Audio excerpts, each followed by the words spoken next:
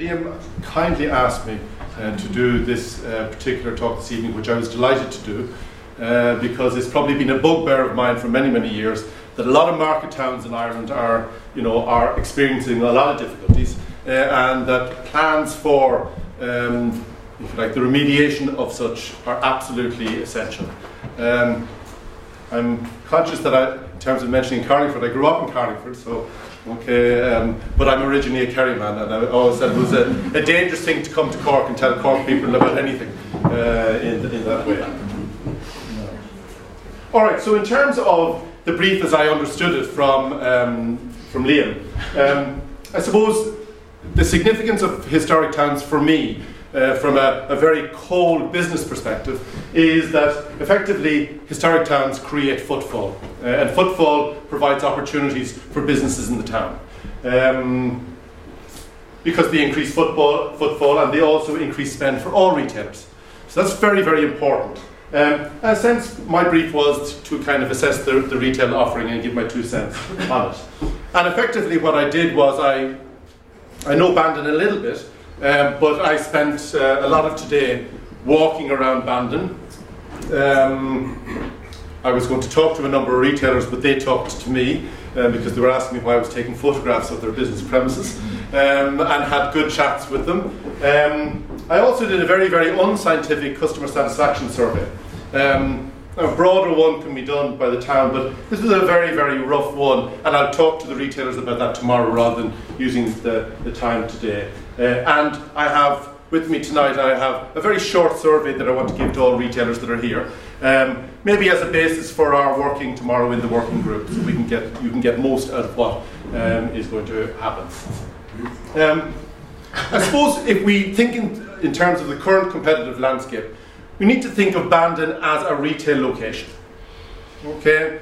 But it is a homogenous retail location. So you're looking in terms of Bandon versus Cork City on the one hand, because, presumably, and Bandon versus out of town or edge of town retail parks or businesses. And in a way, that's really about looking at out shopping. So, what is their understanding of the degree of out shopping for the local people who live in Bandon? And then you have maybe Bandon versus Clonakilty as a local town rivalry, as the nearest town going west. And what I probably understood today in looking at the actual town of Bandon was intra-location rivalry within Bandon. And because we looked in terms of the end of Bandon where SuperValu anchors that shopping centre, right down from looking at that right down through to South Main Street. And so you kind of get the impression in terms of what's good for one might not be good for another, but in a sense that's something that needs to probably be dispelled in relation to that. I suppose as all good academics do, I looked at the 2006 population because retailers follow population pyramids. Okay, retailers are interested in demographics and spend. Okay, and as such, in looking at the demographics of Bandon, I was amazed to find out that in the 2016 census, that between Bandon town and Bandon rural, the catchment area is approximately 10,000 people. Now, I was very, very surprised at that. Okay, but that for me indicates quite a significant local population for retailers within the town. Okay, I'll talk about the second segment maybe a little bit on, which is the visitor attractions to Bandon, because in a way there are two separate markets. Those people that live and work in the area and how retailers can get those to spend money locally, and then those that are passing by. And I, again briefly, and I stand corrected, but in terms of what I saw, there were about 2.3 million visitors come to Cork and Kerry every year.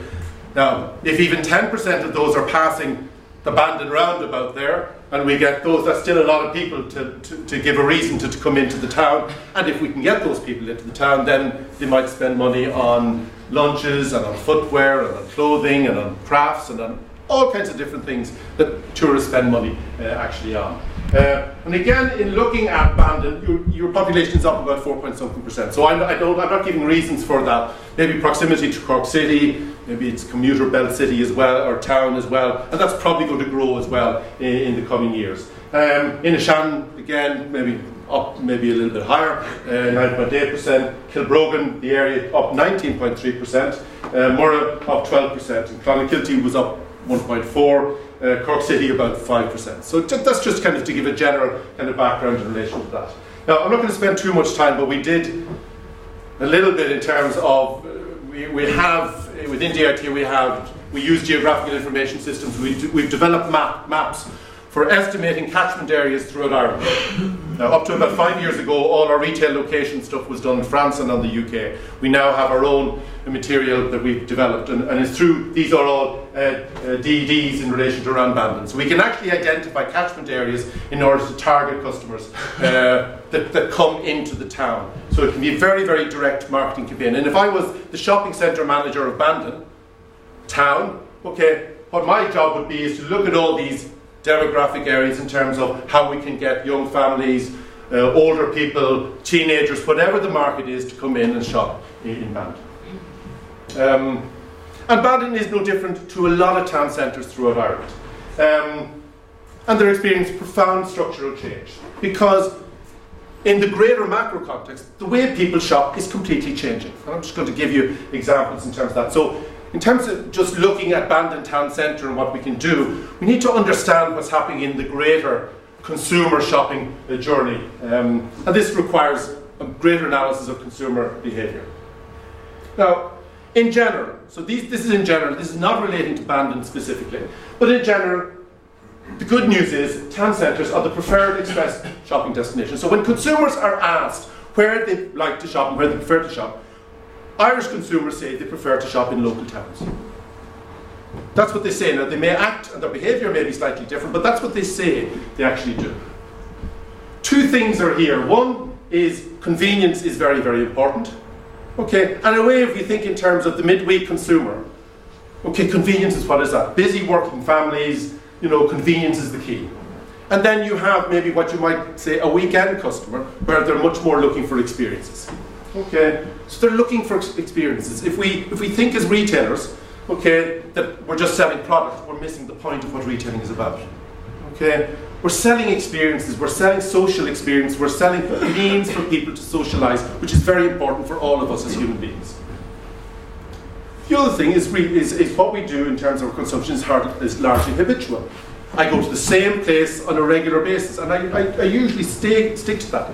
So it can be very habitual. So if we can create the habit of doing certain things among consumers, then that's a habit that can be, you know, substantiated as well. And the other thing is that shopping is a social activity.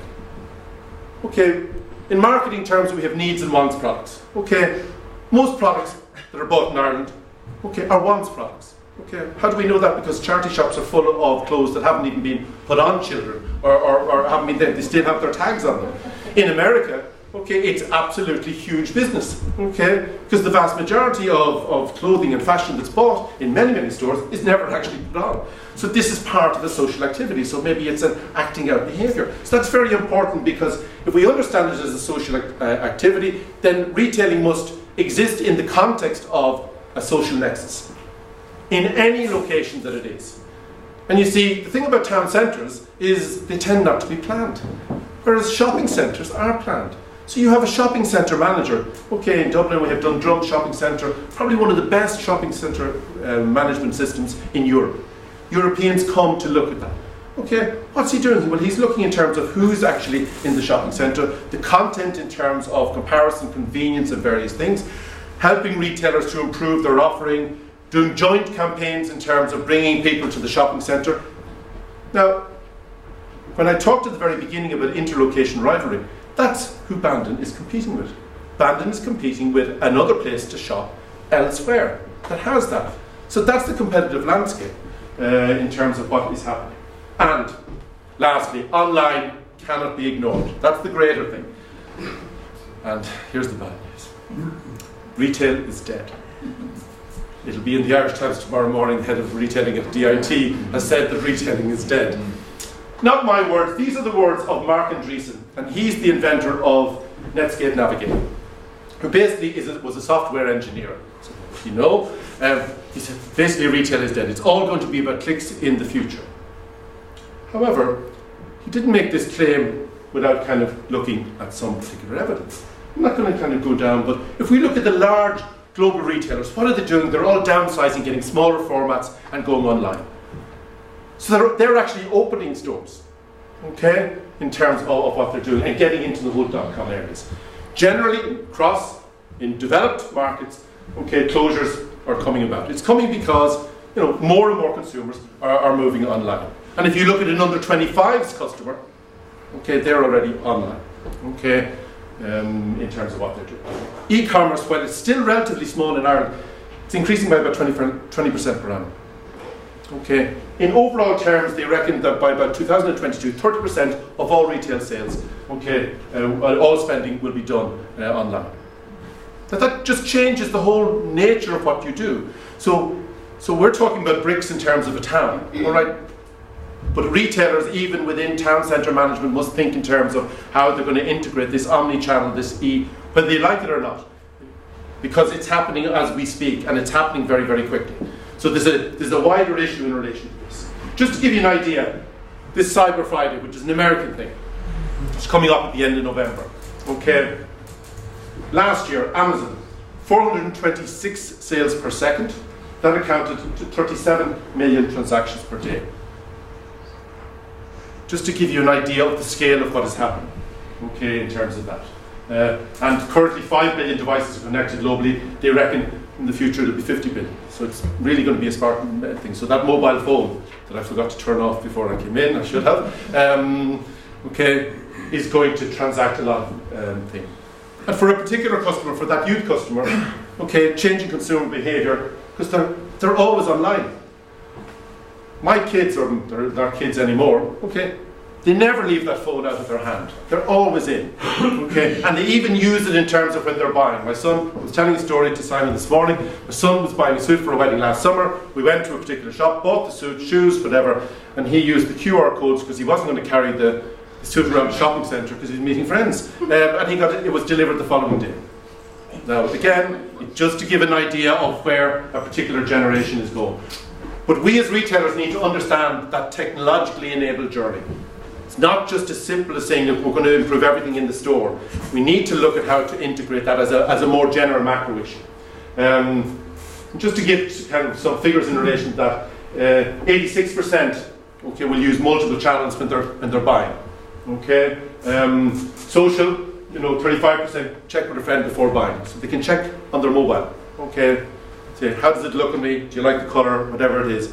Okay, it's through that. Okay, so therefore in my store I have to have Wi-Fi, because if I don't have Wi-Fi, then that customer can't send the picture to the friend to say, do you like the colour of me? Does it suit me if I'm buying a piece of clothing?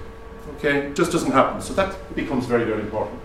Okay, smartphone users, and by and large, most so-called experts, okay, are absolutely amazed at the speed of which the whole social media revolution is happening. It is changing retailing fundamentally. These are just some Irish figures in terms of that. 2012 in Ireland, 30% at least bought, 30% of the population has bought online once. Okay, in 2015 it's 54%. Okay, reckon it's going to be 80%. Okay, by 2019. These are huge increases.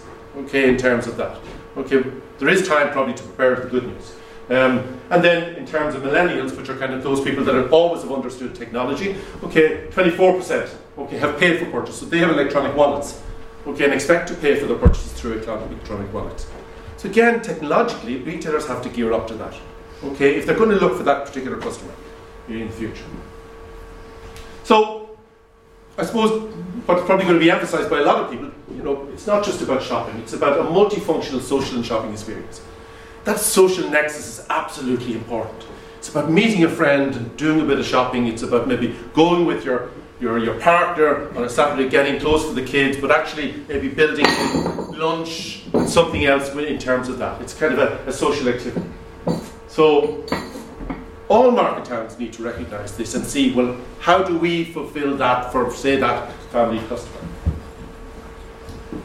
The good news, I suppose, given that I've been kind of the portrayer, the portent of all this bad news about it all going highways, is that there's been a survey being carried out for the last 15 years in 19 European countries. And shopping is in the top 4 preferred activities to do. So people like shopping. Well, not all. And I know there's a male-female divide in all of this. But people like shopping. And that becomes that social activity. So it's about retailers understanding what consumer needs are in relation to shopping, because they want to shop in any case. The other thing, evidence throughout Europe suggests that local people care about their local towns. Now, unfortunately, a lot of the research from the UK is carried out after the town is effectively gone. And a lot of towns in the UK, so they built all these huge hypermarkets and out-of-park shopping centres and all of this kind of stuff for years. And then after they built them and the centre of the town had nothing at all, or very little, then they asked consumers, and they were very sorry that the town was gone after the event. Okay, and again, luckily we haven't really gone that route as much as in the UK, although there are things, but that's good news for local retailers. And also, there's evidence, strong evidence suggests that local people want to support local businesses. But they're not going to support local businesses if local businesses are not going to provide consumers with what they want and need and provide value for money. And value for money is not just about price. It's not having the lowest price. Value for money is about that price and quality and service combination that is there. Okay? So it's about understanding what your local community actually wants, because they want to support local retailers. Okay? But they're not going to pay a premium price, or they're not going to feel that their budget does not strengthen. So give them value for money, which includes the social experience, which includes better service that smaller retailers can actually do better than the bigger guys, and give them something different in terms of their product offering as well. So what's the problem? Well, often, and this is not specific to Bandon, because I prepared this long before I came to Bandon, often the local retailer mix is not attractive. So, okay, a town has to do a retail audit in the same way as a shopping centre to say, all right, do we have enough of? Okay? There's a thing in location analysis called threshold analysis, which is saying, all right, if you have a population of 10,000, how many stores will a population of 10,000 support? Or 5,000 or 4,000, it'll support X number of bars, restaurants, hairdressers, men's fashion wear, and so on. You get the idea. Okay, so that needs to kind of to see, well, what's the missing links in all of this? Or you often can find that retail provision is not good enough for specific segments. So in saying, well, how is Bandon in terms of children's clothing, for example, for female fashion, for men's fashion, for household goods, for the present market in terms of that. In each particular segment, how is it, and how does it rate in terms of that? Thirdly, lack of social spaces. No places for people to actually spend time. That's probably one of the real problems in terms of the heart of a town. Equally, lack of perceived differentiation. I go to Bandon, and one of the things I'm going to recommend is the branding of the whole town. Okay, so tell me why I should come in and shop in Bandon. Okay, that's the question probably. And the absence of formalised, consistent town centre communication. So how is the town communicating as a town? Like I would as a shopping centre manager with the local community. Tell them about the events that are happening, what special things, what are the advantages of shopping in the local area. That needs to be communicated. So immediate questions is, what will drive increased consumer footfall? Do we understand the customer experience as it is at the moment in Bandon? What differentiates our offer now compared to other towns? In other words, why should we come to Bandon and not go to Cork City or not go elsewhere? What do we know about local customer shopping habits? Okay, and particularly measuring the degree of out-shopping. If there is a degree of out-shopping, we need to measure that and understand that. And what percentage of passing trade? This is for visitor stops. In my very unscientific survey today, I didn't find any non-Irish person that didn't live here. So I didn't come across one tourist in Bandon in my visit today, which was surprising. So the challenge, I suppose, for the retailers is to get about collaboration in terms of, because collaboration is for the benefit of all. Okay, there's a thing called agglomeration. In other words, if you had 10 restaurants setting up on the one street, it would be attractive for people to come and eat there. All right, so there's more competition for restaurants, but now you have more people attracted from all kinds of areas to come and eat there. Branding of the town. What is the image and identity? And it'll fit in with, for example, the historic town's idea. That's a kind of good story. But brands are about telling a story. So what's the story that the people of Bandon want to tell about Bandon Town? From all different things. That's the brand, identity and image. Okay, and again, some kind of management in relation to that. Some kind of analysis of the depth and breadth of the Bandon retail offer. Okay, so what at present are there? So again, looking at the variety of reasons in terms of local products, more international products, local arts and products, crafts, brands. Okay, that's for you to decide. One thing, I worked for many years with startup businesses and promote new businesses, so pop-up shops. There's a lot of vacant, I'll be talking to retailers, a lot of vacant spaces around the town. What can you do with those vacant spaces? So how can you promote entrepreneurship within the town? Okay, pop-up shops are a great way of doing it. It kind of and lower the cost in terms of those things. Create new vibrant businesses. Let them try out. Okay, in terms that it could add a vibrancy there and improve location appeal. All right. So in terms of possible actions, dedicated retail team. Okay, often that can be a chamber of commerce. I don't know what it would be called, but a group of retailers who come together and say, all right, let's make it better here. Research necessary to measure footfall. Understand what drives footfall. There was a time banks drove footfall, less so now because people do their banking online. Okay, post offices still drive footfall for a particular demographic. Consumer research needs to, because you need to understand you can't do this thing blind in terms of that. Uses for vacant premises. Okay, again I'll be talking a lot of vacant premises around the town. It's kind of how do you turn those negatives into positives. Okay, and it's not an easy thing, but something that over a period of time can be worked at. And then look at what social spaces are there in the town, in the town centre particularly. And I'll be talking in terms of the different places in the town and how that could be done. Okay, I'm well done. Okay, thank you very much.